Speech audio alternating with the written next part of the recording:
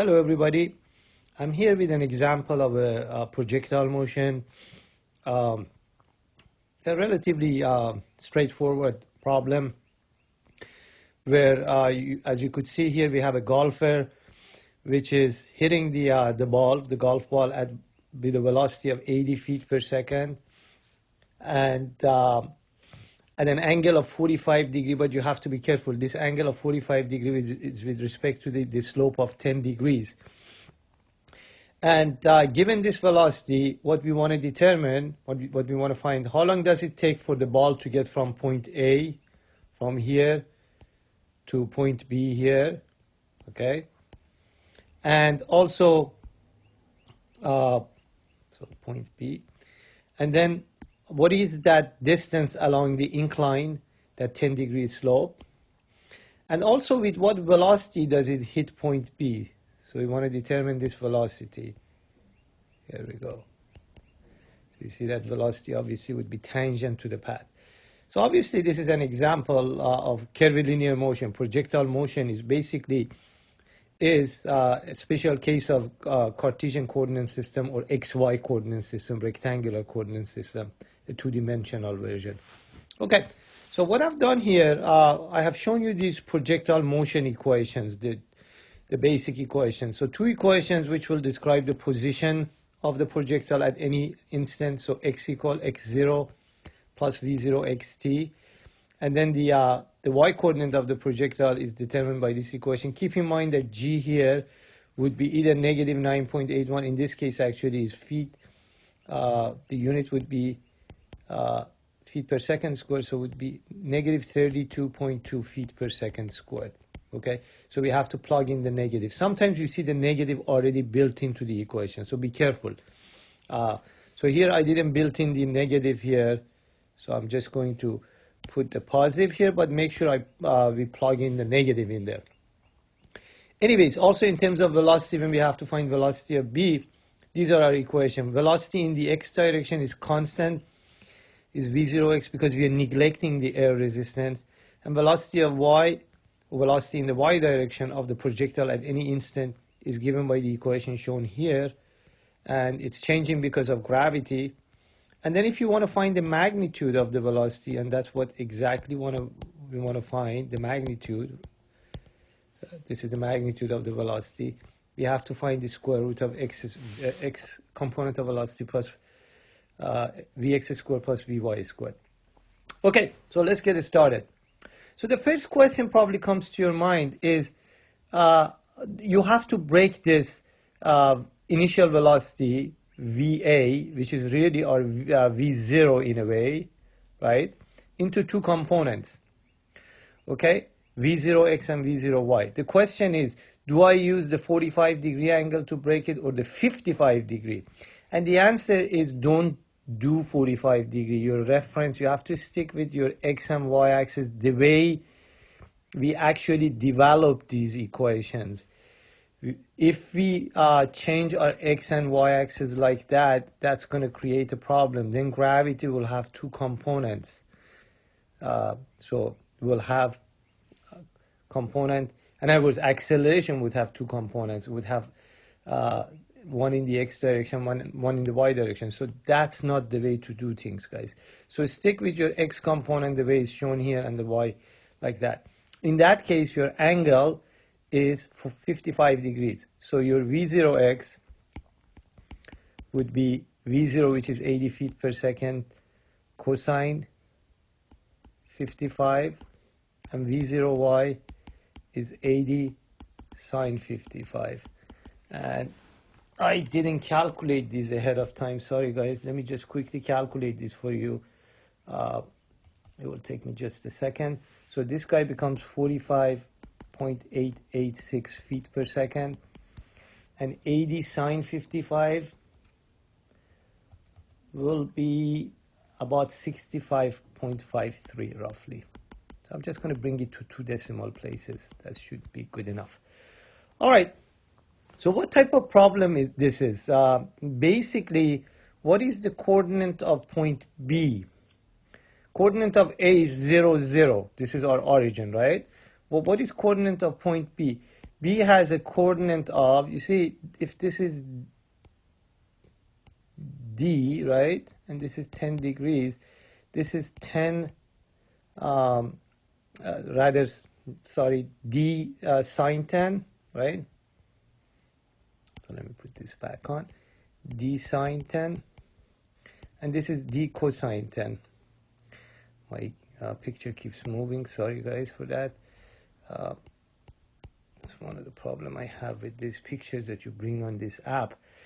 All right, so the coordinate, x coordinate is D cosine 10, and y coordinate is D sine 10, okay? So basically we have to go to the position equations and say, okay, x equal x0 plus v0 xt, right? So x is what? D cosine 10, right? x0 is 0, of course, because we are at a, x0 is 0. v0x is the 45.886 times t. Remember, t is unknown. So this is one equation, call it equation 1. The other equation comes from position y, this one, the one here, right? So go ahead and plug in y is d sine 10, right? y0 again is 0. v0y is 65.53 t, and be careful again, gravity is negative 32.2 feet per second squared, t squared. Okay, so if you clean this up, this becomes d sine 10 equal, sorry guys, equals 65.53 t minus 16.1 t squared. All right, call this one equation number 2. So you realize that you have two equations, two unknowns. Just use a substitution method to solve for either t or d, whichever is easier. So it looks like maybe if you solve for d, that would be easier. So and I would find t, for example, t in terms of d would be what? Would be d cosine 10 over 45.886. And just simplify that and take that and plug it in place of t here and in place of t here. Or actually either way. So solve these two equations simultaneously and you end up getting a time of 3.568 seconds. So that's how long it takes for the ball to go from point A to point B here. And D would be about 166 feet. Okay? So that takes care of finding the time and D. And I really encourage you guys to try to solve this on your own. You end up having a quadratic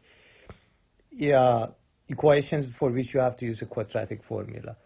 All right, let's move on to the next page. So we already find the time. Remember, time is 3.568 seconds. And D is 166 feet. And actually, D is the only thing we need. And keep in mind that our V0x, going back, guys, was 45.886. 45.886, and our V0y was 65.53. These are feet per second, by the way. Let me just double check to see if that was my V0y. Okay, so those are the initial velocity in the x and y direction where the ball is hit at A. All right, look at our equation. You want to find velocity at B. With what velocity the ball is going to hit B? Obviously, it would be tangent to that path, so it would be something like this. So here we go. There are two components of velocity that we need to find. Vx is V0x, never changes because we're neglecting the air resistance. Basically, we are saying there's no acceleration in the x direction. So that's 48.886. Let me see. Did I do this? 45. I'm sorry.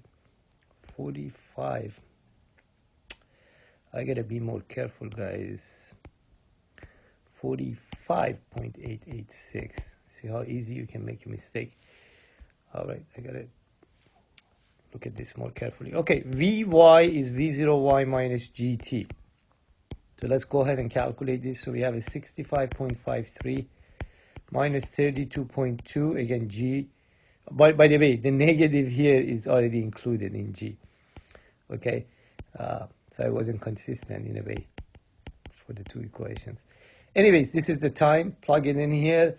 Looks like we end up getting a minus 49.357 feet per second. So now if you have at point B, if your x component is about 45.886 and your y component is just a little bit more, right? But in the negative direction, you see that? And that's the way it should be. See, this is negative. So your velocity at B would be the resultant of these two components. So that would be velocity of B, which is a square root of what? 45.886 squared plus negative 49.357 squared, which comes out to be about 67.4 feet per second. And that would be with the velocity at which the ball is going to hit the ground at B. And by the way, you could figure out this angle, and sometimes finding this angle is very important. You'll see that later on when we look at the normal tangential coordinate system, and when we try to find the radius of curvature. Okay, so if you like the video, guys, subscribe please, and as I said in the past few videos, you'll be seeing a new video every other day or so, at least during the season that I'm teaching these courses online. And I've been doing this anyways, putting a lot of videos on YouTube. As always, thanks for watching and listening.